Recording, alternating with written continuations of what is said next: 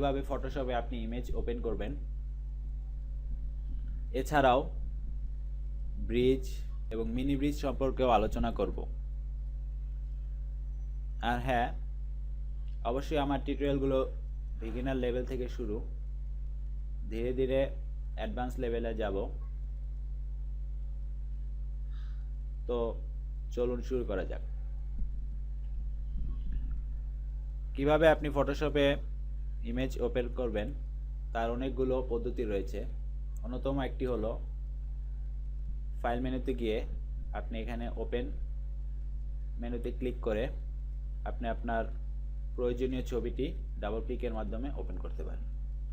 এছাড়াও shortcut key কন্ট্রোল+ও চেপেও আপনি open menu এনে আপনার ছবিটি ওপেন করতে পারেন।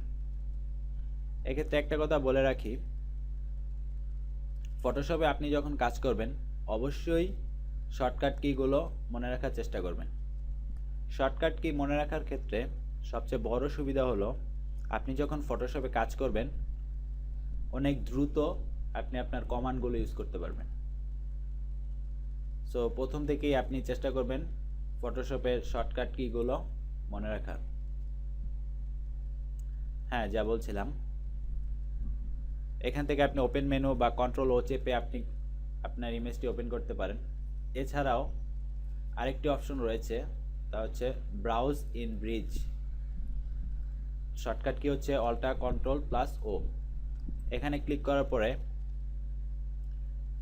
আপনার ব্রিজটি ওপেন হবে। এখানে দেখতে পাচ্ছেন কিছু ছবি। তো আপনি যদি আপনার ফোল্ডারটি এখান থেকে দেখিয়ে দেন তাহলে সেখানে যেই ছবিগুলো আছে এভাবে শো করবে। আপনি ছবিগুলো কন্ট্রোল+ চেপে জুম করতে পারেন বা কন্ট্রোল- চেপে এভাবে ছোট করতে পারেন। আপনি যদি ব্রিজ থেকে কোনো ছবি ফটোশপে ওপেন করতে চান সেক্ষেত্রে ছবির উপর ডাবল ক্লিক করলেই আপনি ফটোশপে সেই ছবিটি ওপেন হয়ে যাবে। ব্রিজের আরও কিছু অপশন রয়েছে,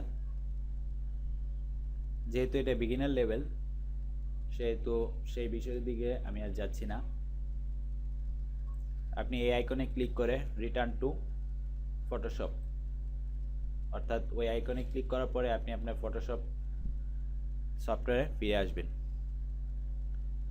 এবার আসি মিনি ব্রিজ। ব্যক্তিগতভাবে আমি মিনি ব্রিজটি ব্যবহার করি। ফটোশপের নিচের দিকে দেখুন মিনি ব্রিজ নামে একটি অপশন রয়েছে। এখানে ক্লিক করার পরে লঞ্চ ব্রিজে ক্লিক করবেন। লঞ্চ করার পরে আপনার সিলেক্ট করা ফোল্ডারে যত ইমেজ আছে তা এখানে ছোট আকারে দেখতে পারবেন। আপনার প্রয়োজনীয় ইমেজটি ডাবল ক্লিক করে ফটোশপে ওপেন করতে পারেন। আশা করি ছবি ওপেন করা নিয়ে আর কোনো সমস্যা থাকবে না আপনাদের। যেহেতু এটা প্রথম টিউটোরিয়াল তাই বিস্তারিত আলোচনা করছি না। পরের পর্বে কিভাবে কাস্টমাইজেবল একটি ওয়ার্কপেজ তৈরি করা যায় সেটি দেখাবো।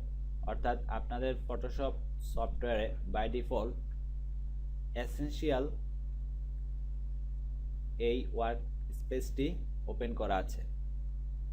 কিভাবে কাস্টমাইজ করে আপনি আমার মতো এই কাস্টমাইজেবল ওয়ার্ক স্পেস তৈরি করবেন সেটি আগামী পর্বে দেখাবো। ততদিন ভালো থাকুন, সুস্থ থাকুন।